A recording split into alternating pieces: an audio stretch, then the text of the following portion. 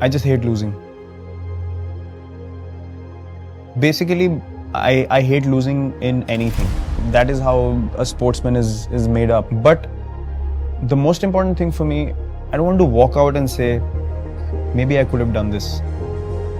I don't want any maybes, I don't want any what ifs. When I step onto that field, it's a privilege, it's an honor for me. And when I walk out, I want to have zero energy left, because that is what I'm supposed to do. That is why I'm selected. I'm not selected because I'm privileged, or I should be comforted because I've reached the highest level. No. However hard I've worked for age group cricket, this has to be a constant 10 times hard-working process on a daily basis, because I'm representing my country, and there couldn't be a bigger honor for me. Every time that I step onto the field, I don't want to leave any stone unturned. I hate having the feeling of maybe I could have gone for that catch. Maybe I could have pushed an extra yard for an extra run. I somehow can't process. So I'm actually always trying to avoid that feeling, and that's why I go along about my work in a crazy manner, where I just have to put all my effort into every ball that I play, field, or I'm a part of. When you go out there and play, you get 100. It's not by chance. You need to understand from ball 1 to 90 or 100 how many other balls you play, or test matches you play a lot more. What were you doing for all those deliveries so you can repeat it? That's consistency for me. It's not easy. If you ask me, do I get affected by failure? Yes, I do. Everyone does. I'm human at the end of the day. So it's difficult to process failure at such a big stage. But also you have to understand that I totally believe in the fact that what's meant to be for you will happen. We were working as hard as we could. All we can do is work hard and put in our best effort. As long as your intent is right, your heart is in the right place, and you're going along the right path, and you're doing things with the right intent, that's all you can do. Success and failure is a part of everything that we do. Whether it's sport, whether it's in daily life, whether you lose someone close to you, whether it's a problem in your job, anything. It is the truth of life, and you need to be able to accept both with grace. That's the thing that I've learned. You can't go gung-ho when you succeed. You can't say, oh, I'm the king of the world, or we are invincible now. And when you fail, you can't beat yourself down so much that you can't get up again. So I think you need to feel the hurt. You need to feel, where could I have done things differently? I think failure is a great way, or a great opportunity to analyze what went wrong and to improve on those mistakes, because at the end of the day, cricket is all about that. When you make a mistake while batting, you want to improve it the next time you walk out to play. Or if you play a false shot and you haven't gotten out, you want to improve in the next ball. And I think life is all about that. It's about making mistakes on a regular basis, but having the courage and the acceptance and the clarity to say, okay, I have made a mistake. I'm not going to be egoistic about it. I'm going to lay it down, understand what happened, improve on it, and walk forward. We want to give our best effort possible, but if you focus on things which are only based on success and numbers and results, I don't think you enjoy the process.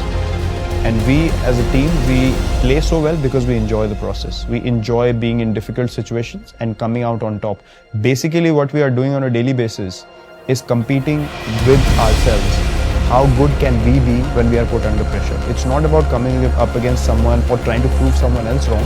It's about bringing our own standard of cricket higher and higher on a daily basis and setting examples, the right examples for the next generation to take over whenever that happens. This was actually end of 2012 actually, when we came back from Australia, and I figured out the difference or the gap that we have with other countries. And I thought, if we don't change the way we are playing, or I don't change the way I'm playing, or the way I'm training, or thinking, or eating, I can never be among the best players in the world. And there's no point in just competing if you don't want to be the best.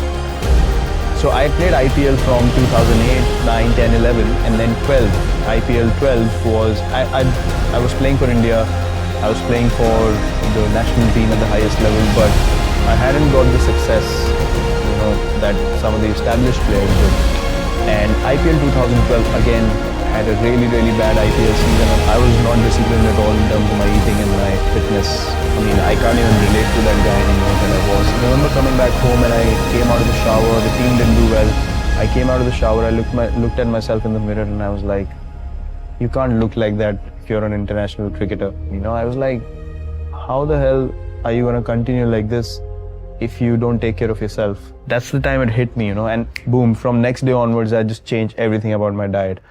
Hitting the gym 2 hours a day, just taking a day off in a week, eating proper lean food. I got away from all kinds of, junk. I did not have a cheat day at all. And within 8 to 10 months, I lost about 6 or 7 kgs. And then from then on, it became such an addiction because I saw the results on the field. I felt quicker, I felt lighter, felt more focused. And then I was like, man, this is the path I want to walk. So everything became a learning process for me. And I kept learning. And now I have a total understanding of my physique. Because I want to maintain the standard that I'm playing at now till the time I finish. You know, I don't want to be standing in the field and not being able to move the way I do right now. It's just not in me to play like that. If I can't do that, I will stop. So that is my vision. You know, I want to be able to contribute till the last day I play for India the way I'm doing now, with the same energy, the same enthusiasm. So I will do anything and everything in my ability to achieve that on a daily basis. In the World Cup just now that we played, every game my energy was 120%. So I wanted to be the best version of myself, and then I based everything around that vision. And then my training, my diet, my approach towards the game, everything changed. And I know that I wasn't the most skilled sports person when I came in, but the only thing that's been constant is working hard on myself and my game. And that was the time I realized, well, if the Indian team has to be the best team in the world, we need to go ahead in a certain way.